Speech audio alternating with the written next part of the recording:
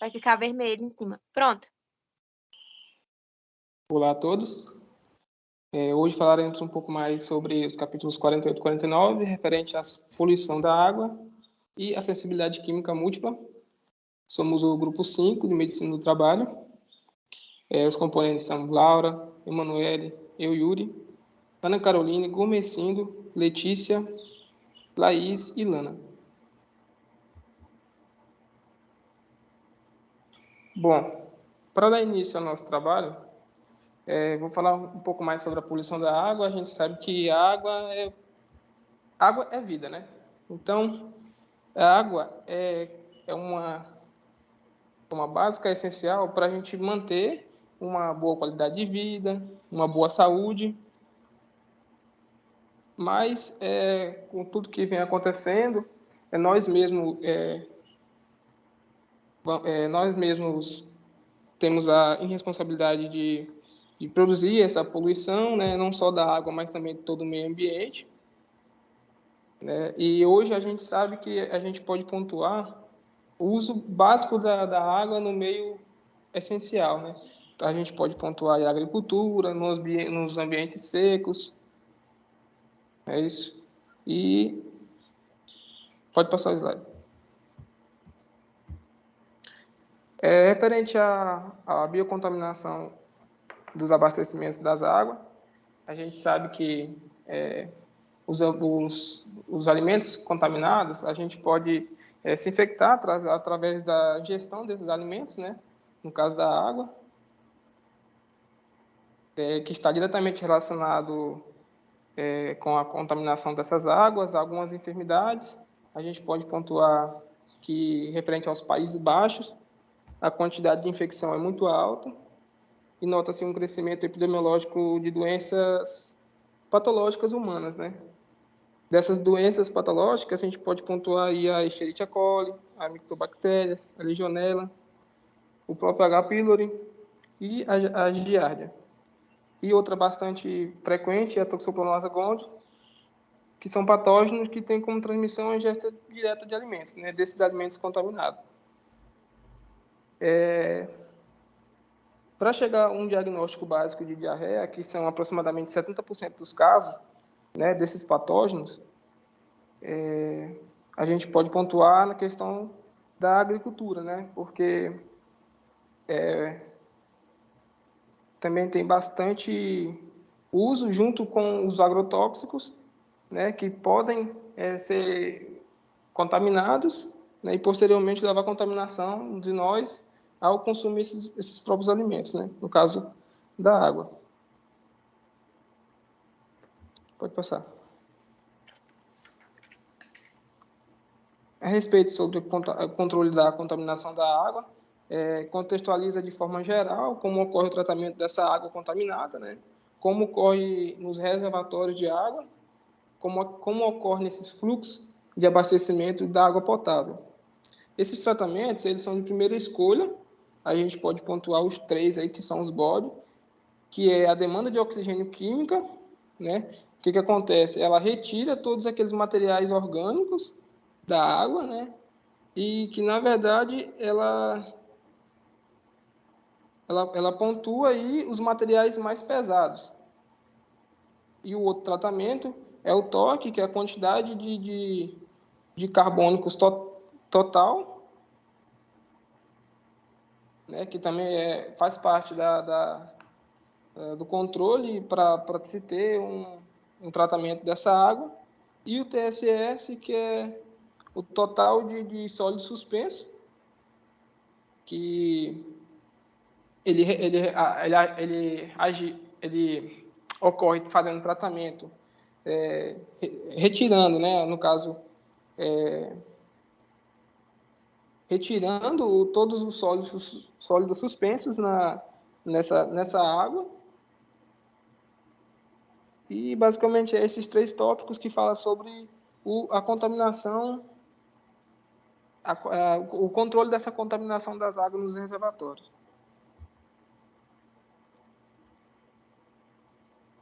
Água, tratamento no caso, o tratamento das águas residuais. No caso, a gente pode pontuar a OMS, que ela emite recomendações para se tratar a água como para se tornar uma coisa consumível, né? Tipo, uma coisa potável, no caso da água. E para evitar, né, a propagação desses outros patógenos, como foi falado anteriormente. Ela pontua novamente a responsabilidade, né, desse tratamento da água, porque pode-se ter e tem que ter, na verdade, né, uma redução grande para se tornar potável. Ela pontifica aí o 99% dessa, dessa recomendação. E também sobre o tratamento, a gente pode pontuar hoje em dia que é bastante consumida a questão dos filtros, né, de magnésio. O que acontece? A maioria desses filtros, eles filtram, né, eles capturam outras partículas que são maiores que a molécula da água e não deixa atravessar que não seja maior, né, no caso da molécula da água. É isso.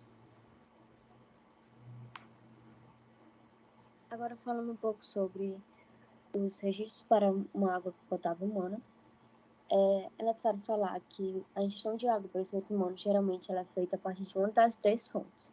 Água potável pura, que é geralmente chamada de consumo direto de água, o consumo de água pura, que foi apresentado para fazer outros alimentos ou bebidas como chá, café ou sopas, geralmente é chamado de consumo indireto de água, ou então algo que é inerente do metabolismo dos alimentos ou produzido a partir dele.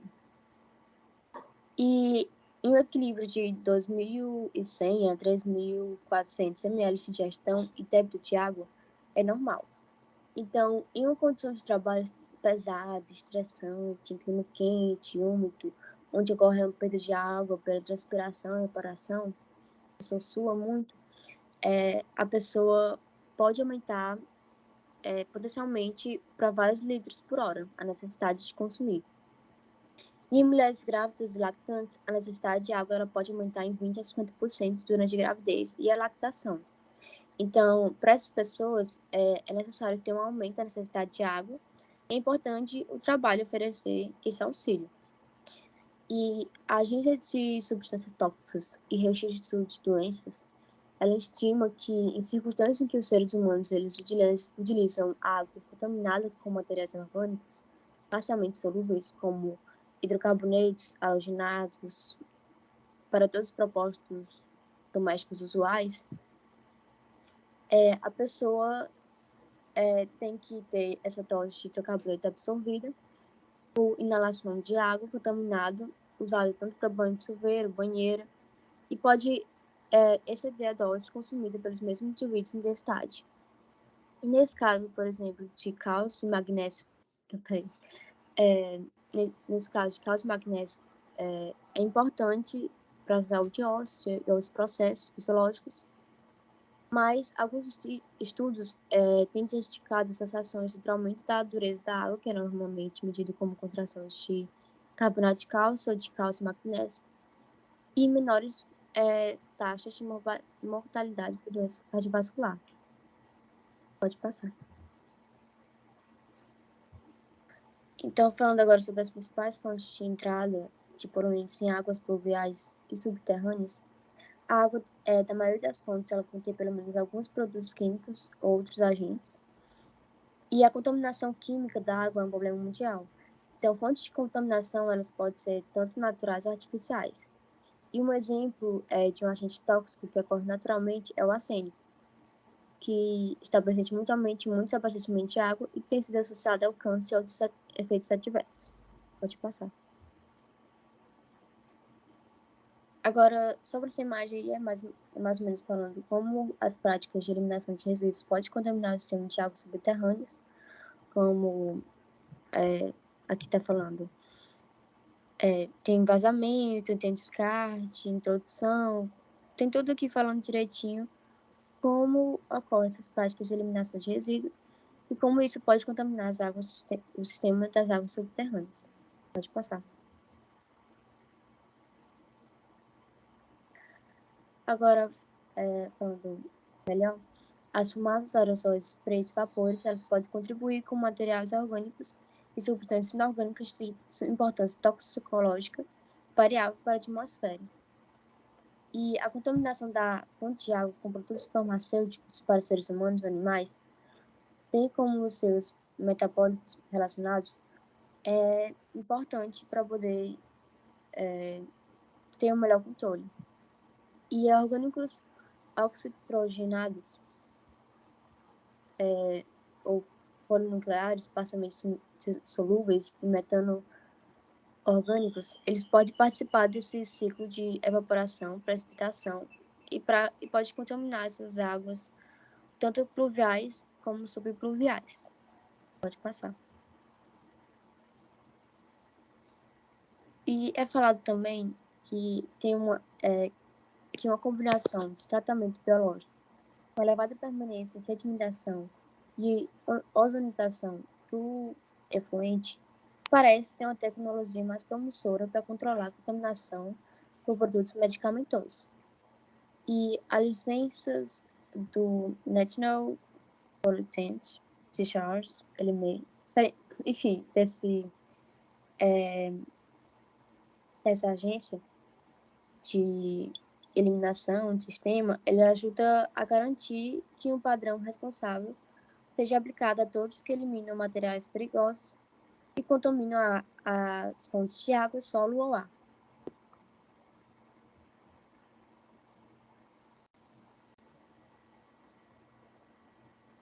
Dando continuação, agora a gente vai falar sobre os contaminantes químicos específicos, começando com arsênio, né?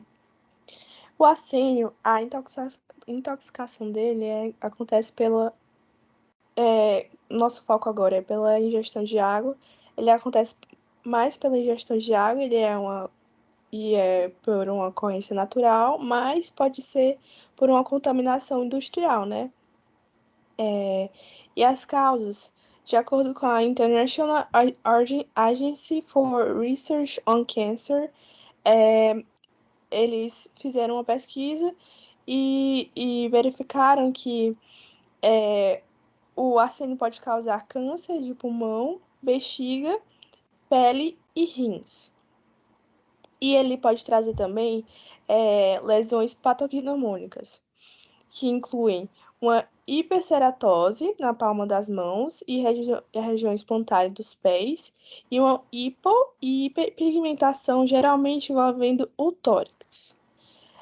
Essa doença também ela pode trazer uma doença isquêmica cardíaca, uma doença vascular periférica, que incluindo a doença do pé preto, diabetes, a doença renal crônica, doença pulmonar não maligna, incluindo a bronquiectasia. E a OMS, ela recomenda que a gente tenha uma mínima ingestão de arsênio na bebida que a gente ingere, né? Que é de 10 microgramas por litro. Mas a gente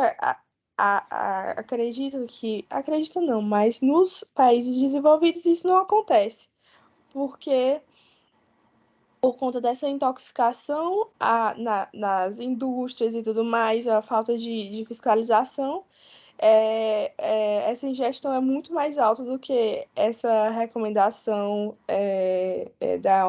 que a OMS propõe. Pode passar.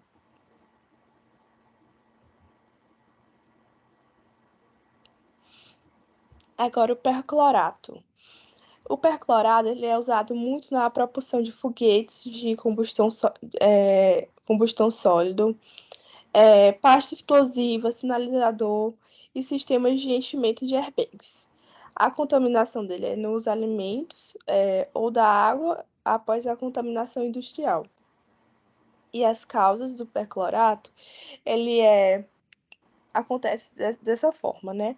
As altas doses de perclorato ocorre um bloqueio da captação tireoidiana de iodeto, que pode diminuir a produção hormonal, ou seja, ocorre um hipotireoidismo com o uso de altas doses perclorato, né?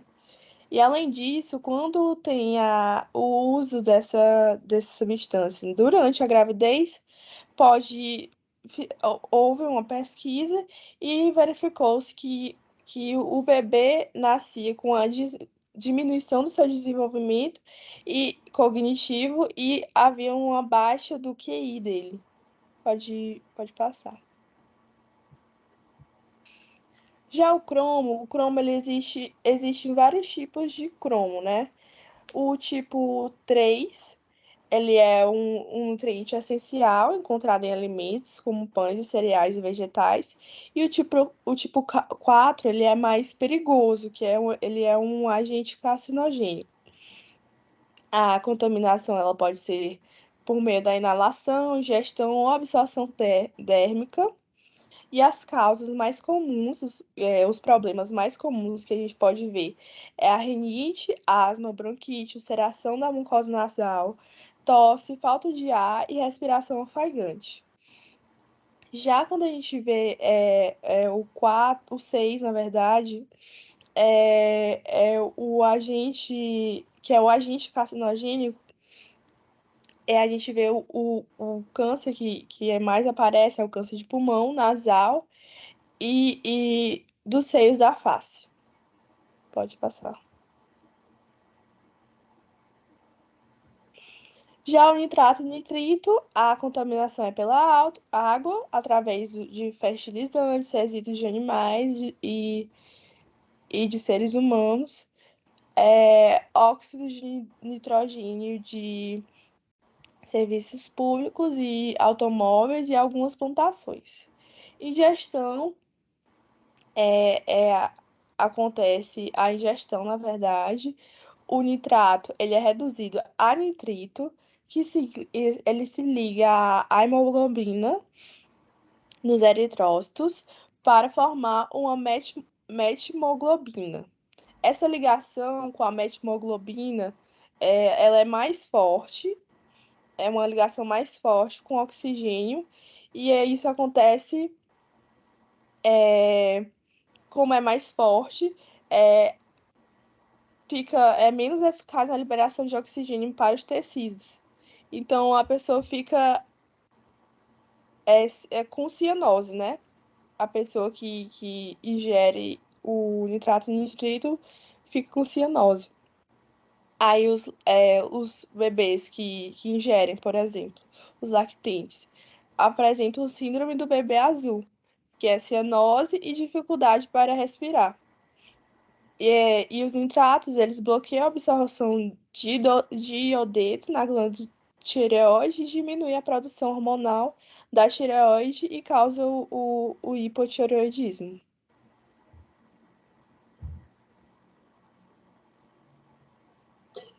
Agora eu vou falar um pouco sobre o fluoreto. O fluoreto é um ânion que é derivado do flúor, né? E aí, quando ele se combina com outros íons, como cálcio e sódio, ele acaba formando outros compostos, como fluoreto de cálcio.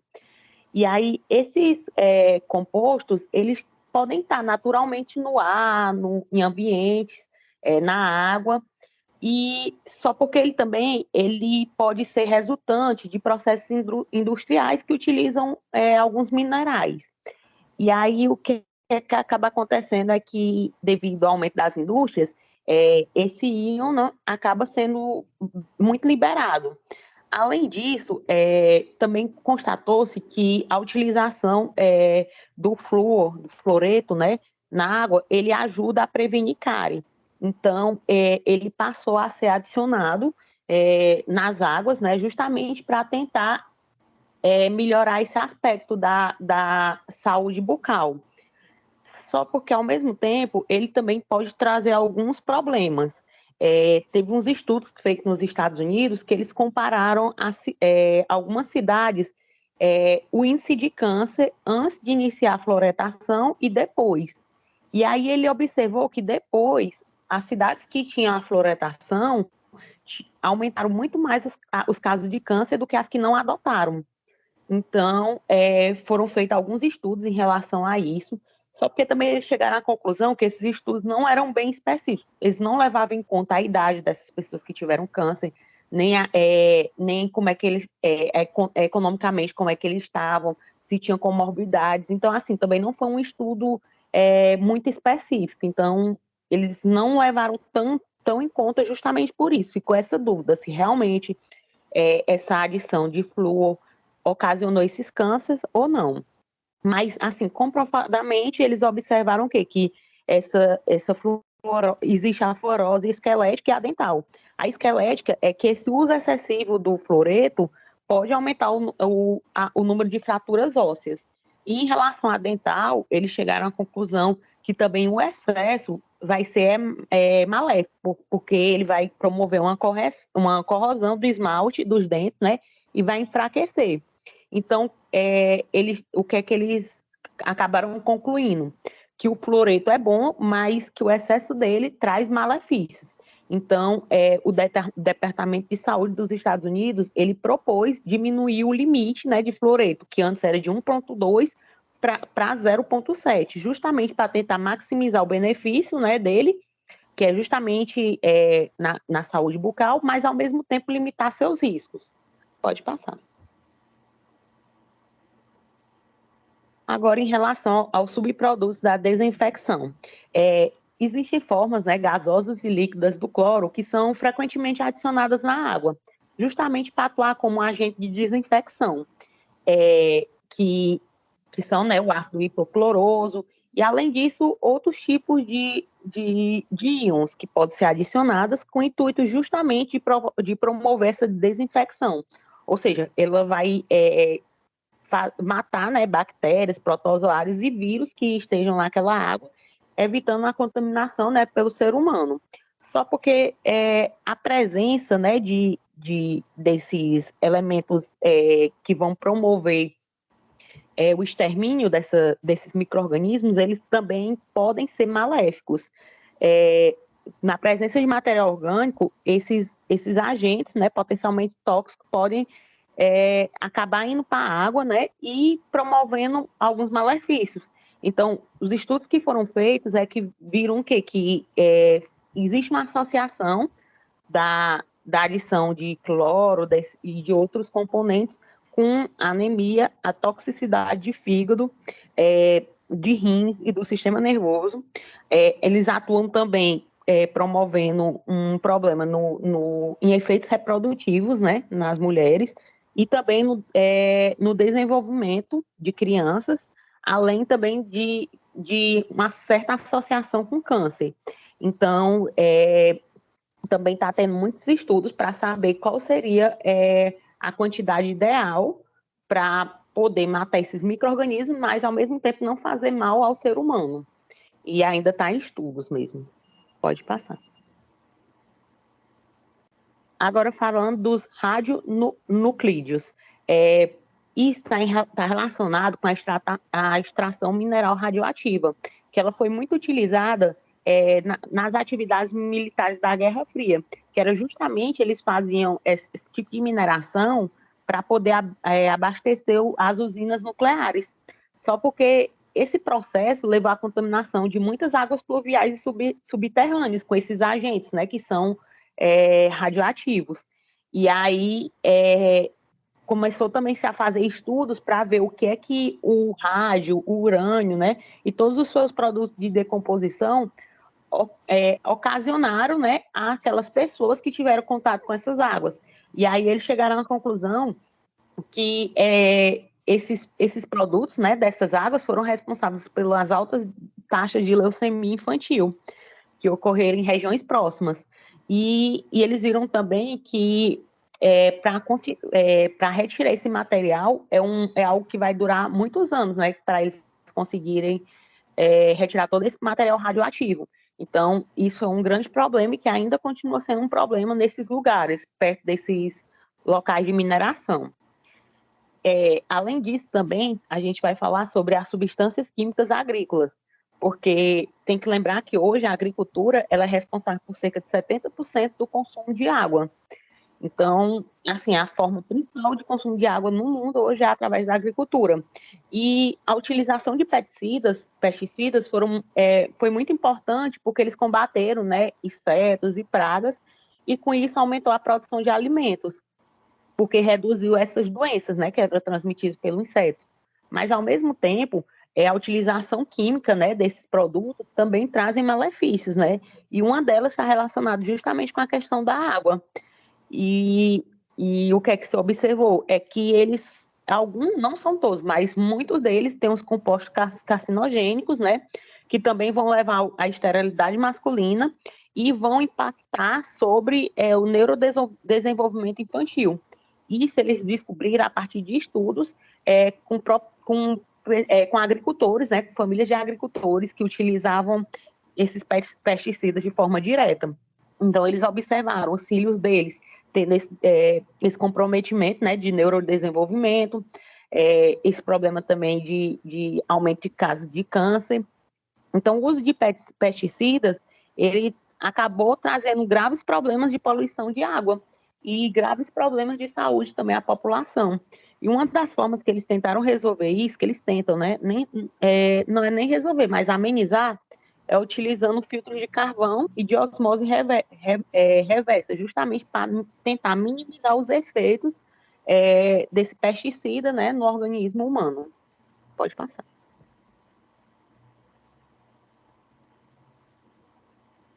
E aqui, só para finalizar essa parte, para falar, né, que existe inúmeros agentes tóxicos na água, né, como, por exemplo, o cobre, né, na água potável, que em altas exposições ele pode promover um desconforto gástrico, como náusea e vômitos, além de uma dor abdominal, e isso ocorre principalmente em crianças pequenas, né.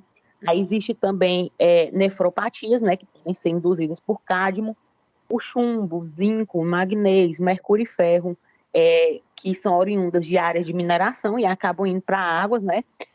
Também vão trazer malefícios. Aí tem o vazamento dos produtos de gasolina nas instalações subterrâneas, que acabam comprometendo todas as águas ao redor.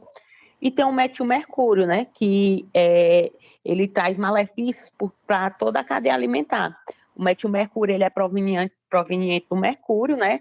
E aí os peixes pequenos acabam ingerindo, os grandes, quando vão se alimentar dos pequenos, ingerem também, e os seres humanos, quando vão se alimentar dos peixes, acabam também ingerindo.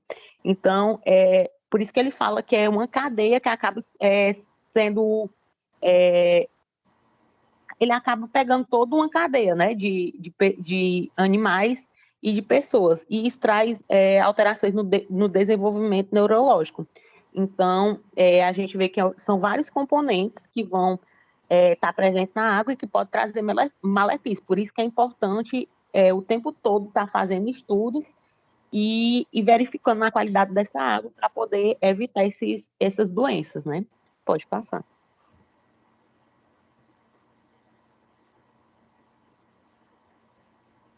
Agora sobre a extração de gás natural.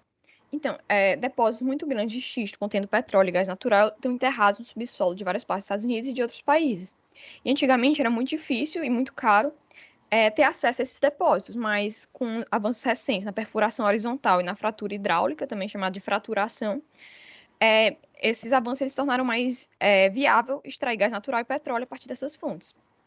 E esse processo ele provocou um aumento grande na produção de gás natural nos Estados Unidos. Em 2010, o gás de xisto contribuiu com 23% da produção nacional de gás natural, em comparação com apenas 2% em 2000.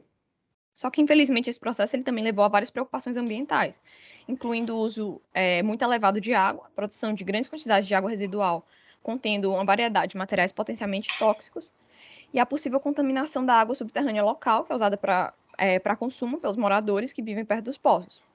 E muitos produtos químicos são adicionados aos fluidos de fraturação para ajudar a iniciar, por exemplo, as fissuras nas rochas, a manter as fraturas abertas, a prevenir a corrosão dos canos, a diminuir o atrito do bombeamento e também usados como agentes gelificantes, bactericidas, biocidas, estabilizantes de barro, inibidores de escamas e surfactantes.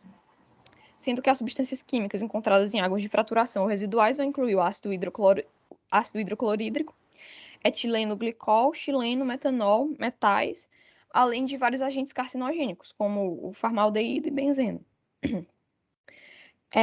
No entanto, essas substâncias químicas usadas em postos particulares são consideradas por algumas empresas como informações confidenciais e não são divulgadas.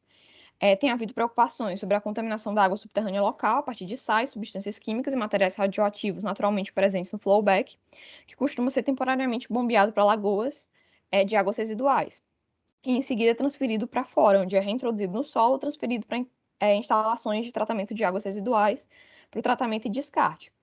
A maioria dos flowbacks que não são eliminados em postos de introdução, eles vão ser tratados em instalações centralizadas de tratamento de resíduos, que são as CWT, que são projetadas para tratar águas residuais industriais e que podem ser depois eliminadas em esgotos ou águas pluviais. Mas atualmente não existe regulamentação federal que exija que as empresas de gás natural divulguem as informações sobre as substâncias químicas usadas nesses fluidos de fratura hidráulica. Sendo que essa fratura hidráulica e o relato das substâncias químicas utilizadas na fraturação de fluidos, eles são isentos do Plano de Emergência dos Estados Unidos e da Lei do Direito de Saber da Comunidade, que é o EPCRA. E a seção 303 desse EPCRA, ela criou o Inventário de Liberação Tóxica, que exige que as empresas que fabricam ou usam substâncias químicas tóxicas comuniquem sobre os químicos, incluindo as identidades, quantidades que são armazenadas, liberadas, transferidas ou usadas de alguma forma. Só que essas substâncias químicas usadas no fluido de fratura hidráulica vai ser isento disso. Em 2005, o Congresso ele aprovou a Lei de Política Energética, que isenta também a fraturação da regulamentação, sob a Lei de Água Potável Segura, que é a SDWA de 1974. Alguns estados dos Estados Unidos eles estão tentando regulamentar a indústria de fraturação, mas até o momento esses esforços, a eficácia desses esforços não está muito clara. Pode passar. Agora sobre considerações regulamentares. Vários países têm estabelecido normas regulamentares para a manutenção da qualidade e da segurança de água potável, sendo que muitas delas vão ser semelhantes ou vão ser baseadas nas diretrizes recomendadas pela qualidade de água desenvolvidas pela OMS. E a edição mais recente, que é a quarta das diretrizes da OMS, foi lançada em 2011 e está disponível no site da OMS.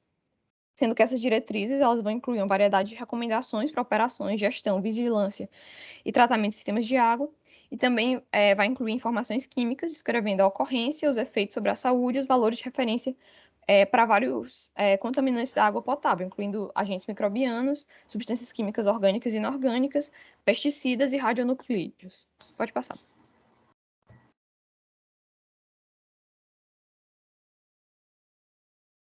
Continuando falando sobre as considerações regulamentares, já falando mais sobre os Estados Unidos, por exemplo, lá tem leis, né, desde a década de 70, desde 1972, que visam a diminuição da eliminação desses poluentes nas áreas pluviais, ao invés de também se concentrar especificamente na água para beber, não só na poluição da água para beber, mas também na água no geral, principalmente nessas áreas pluviais. Então, eles se baseiam nesse processo de estimar as concentrações químicas, só que isso pode ser controverso, porque não tem uma certeza de qual concentração segura. Então, é desconhecida a extrapolação, se ela pode ser linear, sublinear ou outro tipo de extrapolação. Então, no geral, o objetivo desse processo, né, falando sobre os Estados Unidos, mas, no geral, o objetivo desse processo é estabelecer uma MCL obrigatória próxima da MCLG, não obrigatória, de uma forma que seja viável financeiramente e tecnologicamente. Pode passar. Agora, falando já sobre a sensibilidade química e múltipla, os médicos eles têm sido desafiados com várias queixas referentes a baixos níveis de referência ocupacional e ambiental. Então, pacientes eles estão relatando sintomas respiratórios após a exposição de agentes irritantes ambientais comuns. E essas exposições, principalmente devido a produtos de limpeza. E esses sintomas mais variados, né? Uma congestão, ressecamento, a ardência nasal e até no sistema nervoso central, né? Que, por exemplo, são os problemas de concentração, dificuldade de memória, insônia, sonolência, irritação, depressão, fadiga, cefaleia, artralgia, mialgia, tudo isso está sendo bastante relatado, esses sintomas. Então, algumas controvérsias ainda envolvem a etiologia, a definição do caso, diagnóstico, tratamento desses indivíduos com essas sensibilidades químicas múltiplas. A especialidade de oncologia clínica, ela emergiu na década de 1960 e adotou essas teorias da causalidade. Adotou essas teorias da causalidade, que são um pouco mais diferentes das tradicionais da alergia, da imunologia, da toxicologia. Então, assim, ela vai estabelecer uma base para as disputas médicas e legais em relação às formas legítimas e às formas mais aceitáveis de tratamento e ou pelo menos de um reembolso de seguro em caso haja acidente de trabalho e também um benefício por incapacidade. E assim, como um resultado disso, alguns médicos eles acreditam que teorias etiológicas, diagnóstico, tratamento clínico, DMCS, eles são inconsistentes com a ciência médica. Nesses anos mais recentes, assim, foram feitos progressos importantes para que haja uma elucidação e definição da natureza dessa condição. Pode passar.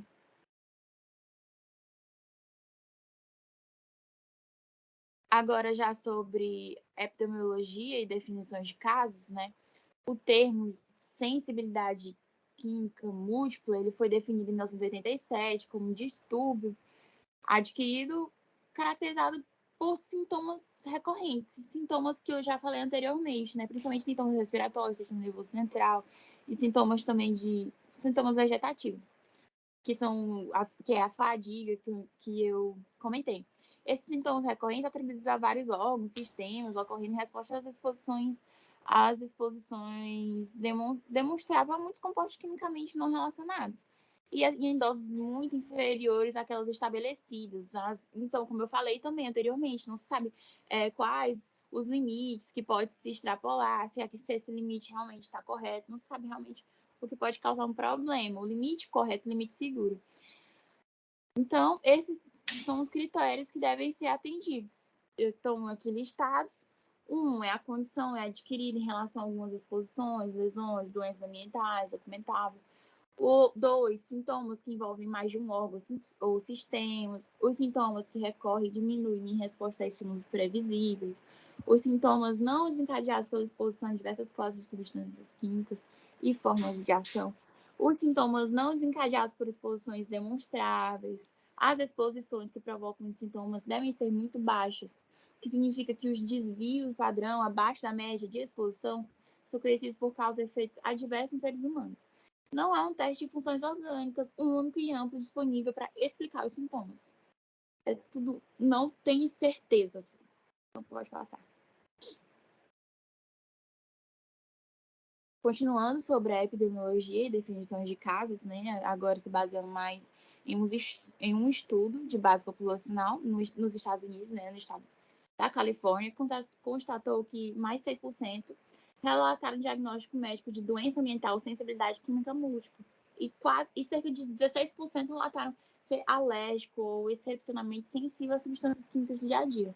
Então, a etnia hispânica ela foi associada com um MCS diagnosticado por médico e o sexo feminino, principalmente, ele foi associado com sensibilidade autorrelatada. O comprometimento funcional significativo, em termos de funcionamento físico, ocupacional e social, foi relatado entre os indivíduos com MCS. Também teve várias outras pesquisas, né, que relataram também um aumento de sensibilidade.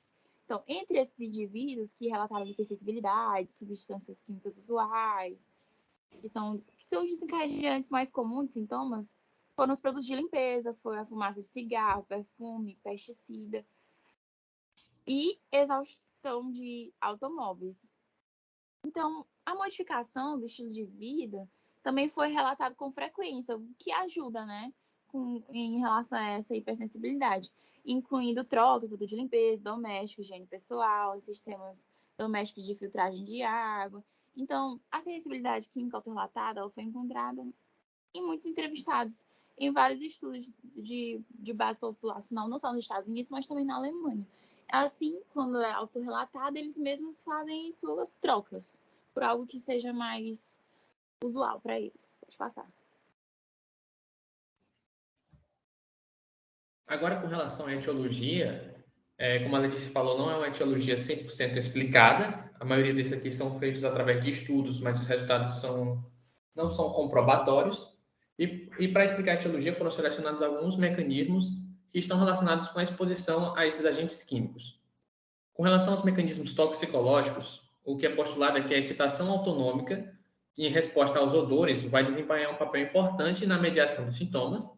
E também existem fatores não sensitivos, no caso, atenção, predisposição e personalidade, que podem alterar o impacto de exposição às substâncias químicas voláteis. Além disso, a gente tem também um mecanismo psiquiátrico, em que foram realizados vários estudos que sugeriram que a ansiedade e a depressão possuem uma contribuição significativa para a apresentação dos sintomas físicos e cognitivos dos indivíduos que foram expostos aos compostos químicos. E muitos desses pacientes também relataram ter transtornos psiquiátricos, psicoses, transtornos afetivos ou de ansiedade, e com sintomas que foram mostrados bem antes do diagnóstico da doença relacionada ao meio ambiente.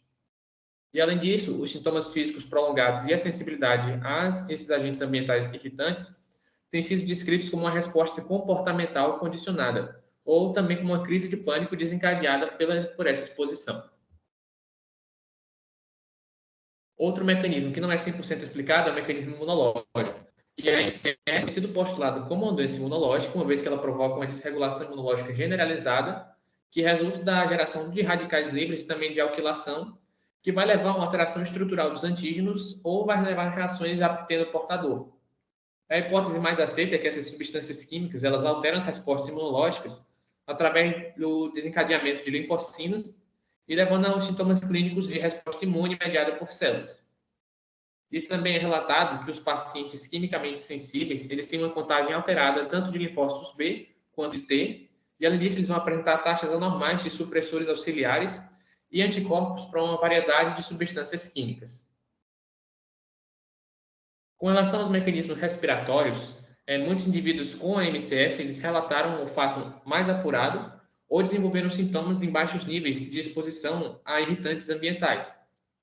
E esse mecanismo é explicado principalmente pela alteração funcional das fibras C que estão presentes no epitélio respiratório ou pela interação neuroepitelial que vai resultar no aumento dos sintomas relacionados à anormalidade fisiológica, que são as queixas respiratórias que a maioria dos pacientes vai apresentar.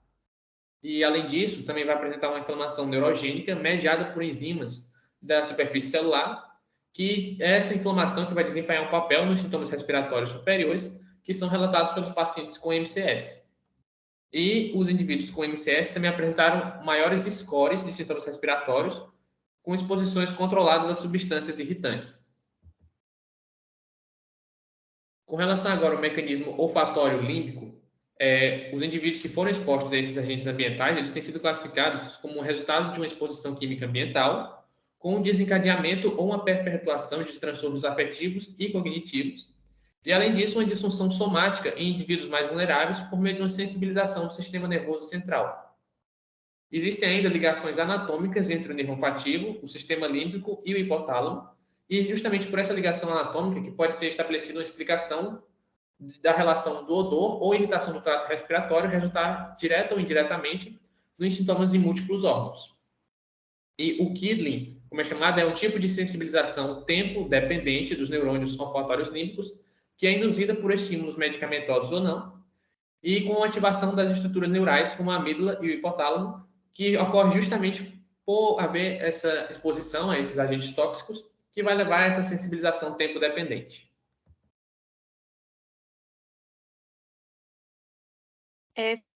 Finalizando esse seminário, a gente vai falar sobre o tratamento clínico.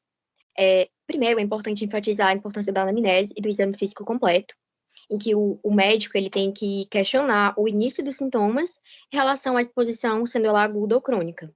Existe uma ferramenta que pode auxiliar, que é o QESI, para avaliar os pacientes e as populações quanto à sensibilidade química. É importante prestar atenção também nos sintomas respiratórios, cutâneos, neurológicos e sistêmicos. A maioria dos pacientes com essa com essa doença, com esse acúmulo de substâncias no corpo, vai relatar sintomas sistêmicos gerais, como dificuldade de concentração, fadiga, letargia, esquecimento, irritabilidade, mialgias, queixas gastrointestinais, cefaleia, ardência nos olhos, rouquidão ou perda de voz. Então, vale ressaltar também que esses sintomas, eles variam de acordo com a exposição mesmo. Agora, falando dos testes diagnósticos, é importante descartar outras doenças não ocupacionais e, na ausência de outras condições médicas concomitantes, que você vai descartar pela história, que é a anamnese, o exame físico completo ou o teste laboratoriais de rotina, o diagnóstico vai ser feito mesmo pela história de exposição. Quanto ao tratamento, não existe um tratamento voltado para a cura. O principal mesmo é sempre falar para o paciente que o objetivo é controlar a doença, os sintomas. Então, é importante enfatizar para o paciente também que o tratamento vai ser aliviar os sintomas para que ele possa retornar ao trabalho e à vida doméstica. Pode passar. Com isso, a gente finaliza nosso seminário. A gente fez de acordo com esse livro aqui. Obrigada pela atenção.